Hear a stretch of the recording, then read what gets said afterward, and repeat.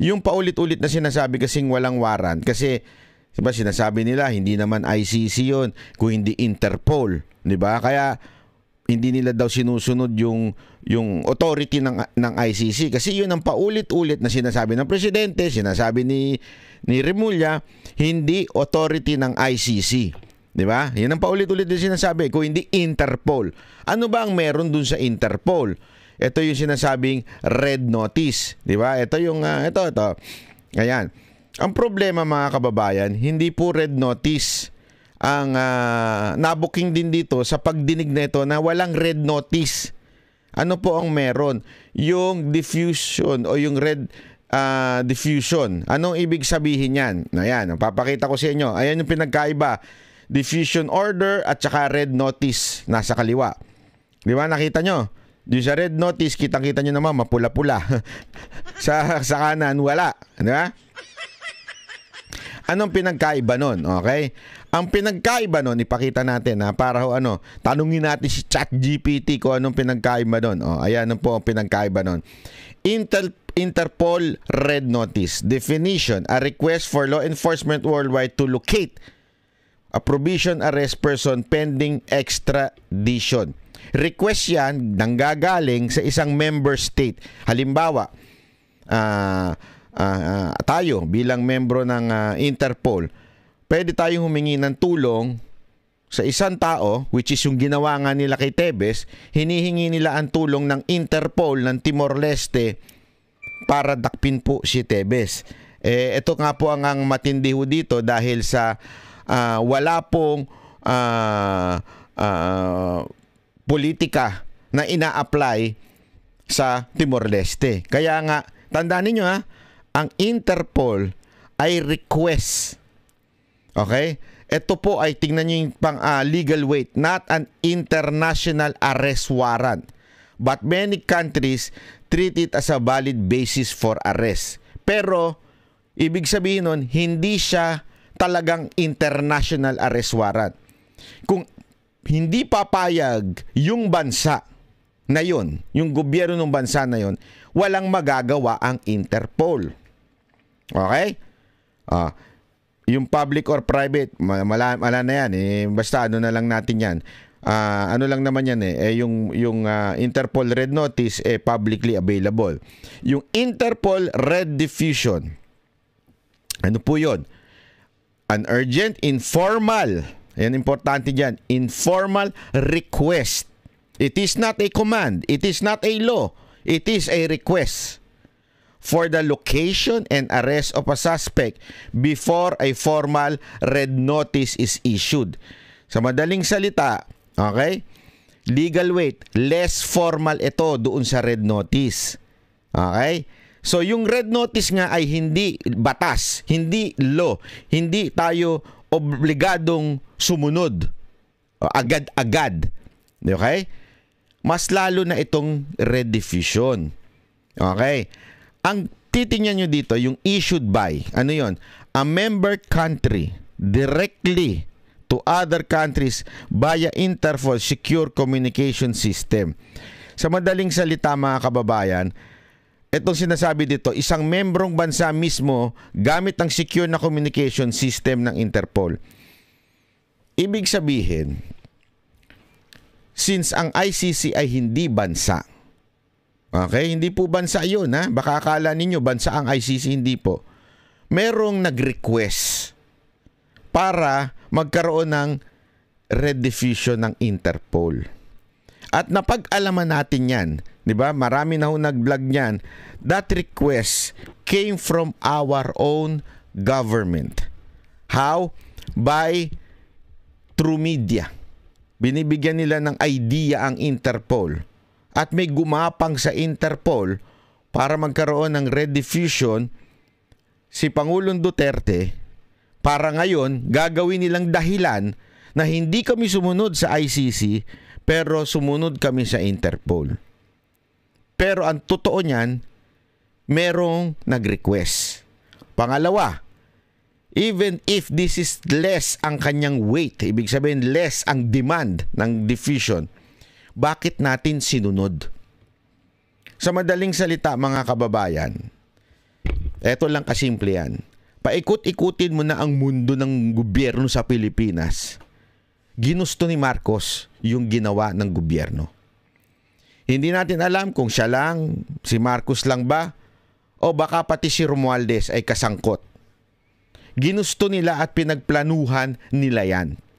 Hindi pwedeng hindi. Kasi tingnan nyo ha, anong nangyari? Yung kay Tebes, ayan yung bagong balita. Saktong lumabas. Ang galing nga talaga ng Diyos eh. Alam nyo ba, after the hearing lumabas ito. Etong nga, yung gabi lang siya lumabas. Anong nangyari? Pahiya, olat, si Remulla, si DOJ, siyempre siya ang secretary, di ba? Siya ang paulit-ulit na sinasabi niya, babalik na. O kaya nga yung mga media, nagabang pa kayo sa airport eh. Babalik na yan si Tebes, maano na yan. O, anong ginawa ng Timor-Leste? Ginrant niya yung appeal na i-block yung extradition. Sa madaling salita, ang Pilipinas humingi ng tulong sa Interpol sa Timor-Leste. Anong sabi ng Timor-Leste? Chotomate kudasay. Hindi. Iba yun. Ang sinabi ng Timor-Leste, sandali, pag-aaralan namin ito sa korte. Aayusin namin to. Hihingan namin ng panig ang inaakusa na si Tebes. Kung dapat pa naming i-extradite siya papunta sa bansa ninyo. Tandaan nyo, Pilipino si Tebes, and yet, hindi pumayag ang Timor-Leste. Nung nakita nila, syempre, nag-decide sila eh. Ayan, decided unanimously to grant an appeal. Ibig sabihin, mga kababayan, yung Timor-Leste, naiintindihan ang batas. Yung Timor-Leste, naiintindihan nila yung pwede lamang gawin nitong Interpol. Naintindihan niyo ibig sabihin? Oh, anong ibig pa? Ibig lamang pong sabihin nito, tayong mga Pilipino, lalong-lalo na si Secretary Remulla sa DOJ, na ang pilit niyang ginaganon ng Timor-Leste. Inaano niya si Timor-Leste. Para bagang inuutusan niya ang Timor-Leste na sumunod. Pinahiya siya. Hindi kami susunod kasi meron kaming due process. Mantakin mo Pilipino ito, hinihingi siya ng bansa niya, hindi ibinigay. Bakit? Sinunod ang due process. Sa Pilipinas, Pilipino, ibinigay ng bayan natin sa ibang bansa. Ganon katarantado ang gobyerno natin. Ganon kaputang ina yung mga namumuno sa atin. Kagago. Bakit? Mismong kalahi natin, wag na natin sabihin si Duterte ito, mismong kalahi natin, wala pang red notice, hindi pinadaan sa due process at binigay sa ibang bansa. Now, anong nakakairita dito? Ang nakakairita dito, deny pa sila ng deny. Alam nyo, simple lang naman eh. Puro kayo mga walang bayag. Kayong mga nasa gobyerno sa Pilipinas, puro kayo walang mga bayag. Aminin nyo na lang, oo, gusto naming matanggal na si Duterte dito sa Pilipinas. That's it. Tapos ang usapan. Now, let's talk about legality. Eto kasi ngayon, deny pa kayo ng deny. Hindi naman namin sinusunod ng ICC. Hindi sinusunod lang namin Interpol na yan. Hindi nyo na lang aminin. Sa bagay, tama talaga si Duterte. Marcos is so weak. Hindi kayang panindigan ang mga desisyon. Kaya kailangan magpalusot pa, magtago sa palda ng mga kasamahan niyang mga sekretary niya. Ganon kahina ang ating, ewan ko, kinukonsider nyo pang presidente yan. Parang walang paninindigan eh. Kasi kung, sabihin mo na lang, diretso mo, I want Duterte out of this country. Tapos ang usapan. Now, pag-uusapan na ng legality, hindi eh. Ang dami nyo pang palusot. Yun ang problema dyan. Di ba ho? Yun ang sanang hindi maintindihan nitong gobyerno to. Kaya tuloy nagkakaleche-leche kayo eh. O, yan ang totoo. Kaya nagkakaleche-leche.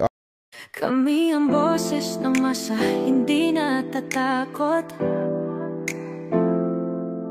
Katotohanan lang, di kami nalulunod. Walang bahid ng sismis, lahat ay totoo. Kahit sino ka pa, pag mali ka babanatan ka.